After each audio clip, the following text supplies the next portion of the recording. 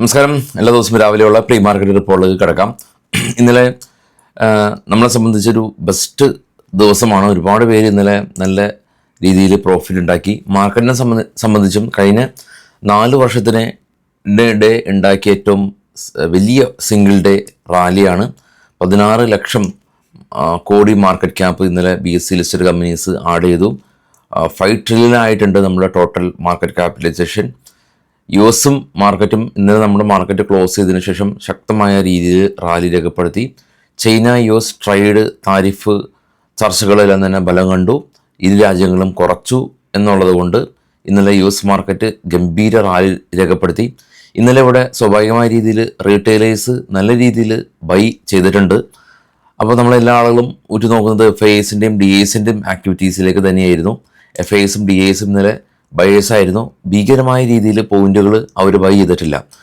FIS 1242 കോടി രൂപയും DIS 1448 കോടി രൂപക്ക് ആണ് ഇന്നലെ ബൈ നടത്തിയിട്ടുള്ളത്. അവർ ബയേഴ്സ് ആയിരുന്നു. പക്ഷേ റീറ്റെയിലേഴ്സിൻ്റെ ഭാഗത്തു നിന്ന് വളരെ ബോർഡർ ടെൻഷൻസ് എല്ലാം തന്നെ മാറിയത് കനത്ത രീതിയിൽ അവർ മാർക്കറ്റിനെ വലിയൊരു ഹൈസിലേക്ക് കൊണ്ടുപോയിട്ടുണ്ട്. ഇനി ഇന്നലെ ഉന്നത തല ചർച്ചകൾ നടത്തി വെടിനിർത്തൽ എല്ലാം തന്നെ അത് ധാരണയിൽ വന്നു. അതിർത്തിയിൽ സ്കൂളും കോളേജുകളെല്ലാം തന്നെ പതിയെ ഓപ്പൺ ആവുന്നുണ്ട്.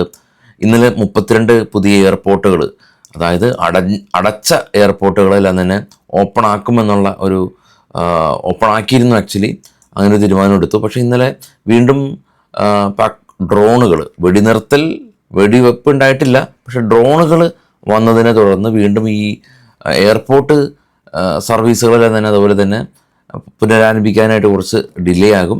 അപ്പോൾ ആ ഒരു ഡ്രോൺ ശല്യം അവരുടെ ഭാഗത്തുനിന്ന് വീണ്ടും ഉണ്ട്.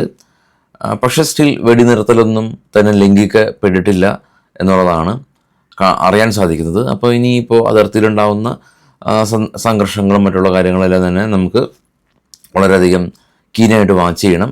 ഇനിയിപ്പോൾ ഗ്ലോബൽ മാർക്കറ്റിലുപരി നമ്മുടെ ശ്രദ്ധ ലോക്കൽ ക്യൂസിലേക്ക് വരേണ്ടതായിട്ടുണ്ട്. ഗ്ലോബൽ മാർക്കറ്റ് പറയുകയാണെങ്കിൽ നേരത്തെ കണ്ടതുപോലെ തന്നെ ഗംഭീര റാലിയാണ്. US VIX എല്ലാം തന്നെ ക്രാഷായി, 16% ക്രാഷായി. US VIX 16 ഇന്ത്യൻ വിക്സിനേക്കാളും താഴെയാണ് US VIX. നാസ്ഡാക്ക് കാണാം 4%, ഡോ കാണാം 11,160 പോയിന്റ്. യൂറോപ്യൻ മാർക്കറ്റും പോസിറ്റീവായിരുന്നു. ഇന്നലെ ഇന്ത്യ വിക്സും 15% കൊളാപ്സായി.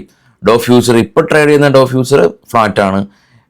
ഏഷ്യൻ മാർക്കറ്റിൽ എല്ലാം തന്നെ പോസിറ്റീവാണ്. ഇന്നലെ ഗോൾഡ് $100 ഇടിഞ്ഞു. ഇപ്പോഴും $3 ഇടിഞ്ഞ് $3,232. അപ്പോൾ മാർക്കറ്റ് തിരികെ കയറി. ഇപ്പോൾ നമ്മളെ മാർക്കറ്റ് തിരികെ കയറി. ഇതുകൊണ്ട് മാത്രമല്ല, US ചൈന ട്രേഡ് വാറുകളെല്ലാം തന്നെ അവസാനിക്കുന്നുണ്ടെന്നുള്ളത് കണ്ടതുകൊണ്ടാണ് ഗോൾഡ് ഇന്നലെ ക്രാഷായിട്ടുള്ളത്. ആളുകൾ ഗോൾഡിൽ പ്രോഫിറ്റ് ബുക്ക് ചെയ്തു, വീണ്ടും ഇക്വിറ്റിയിലേക്കൊക്കെ വക മാറ്റി എന്നുള്ളതാണ് നമ്മൾ ഗ്ലോബലി കാണാൻ സാധിക്കുന്നത്. ഇനി ഇന്നത്തെ കുറച്ച് സ്റ്റോക്കുകളുടെ വാർത്തകളൊക്കെ പോകാം. ബൈസൽ റെക്കമെൻഡേഷൻ അല്ല, വാർത്തകൾ മാത്രമാണ്. Paytm കമ്പനി ആൻഫിൻ എന്ന് പറയുന്ന ഇവരുടെ പ്രൊമോട്ടേഴ്സ് ഗ്രൂപ്പ് 4% സ്റ്റേക്ക് സെല്ല് ചെയ്യുകയാണ് എന്നുള്ള ന്യൂസ് ഉണ്ട്. ടാറ്റ സ്റ്റീൽ കമ്പനി 1201 കോടി രൂപയാണ് ഇത്തവണത്തെ പ്രോഫിറ്റ് അവർ കരസ്ഥമാക്കിയിരിക്കുന്നത്. അപ്പോൾ സ്ട്രീറ്റ് എസ്റ്റിമേഷനേക്കാളും നല്ലൊരു പ്രോഫിറ്റാണ് എന്നുള്ളതാണ് വിലയിരുത്തൽ. 1080 കോടി രൂപയിൽ നിന്ന് പ്രോഫിറ്റ് ഉയർന്നു. കെഫിൻ ടെക്നോളജി കമ്പനി ജനറൽ അറ്റ്ലാന്റിക്സ് എന്ന് പറയുന്ന ഇവരുടെ പ്രൊമോട്ടേഴ്സ് ഗ്രൂപ്പ് 6% സ്റ്റേക്ക് സെല്ല് ചെയ്യുകയാണെന്നുള്ള ന്യൂസ് ഉണ്ട്. ജെൻസോൾ എഞ്ചിനീയറിംഗ് കമ്പനി ഇവരുടെ MD റിസൈൻ ചെയ്യുകയാണ് എന്നുള്ള ന്യൂസ്.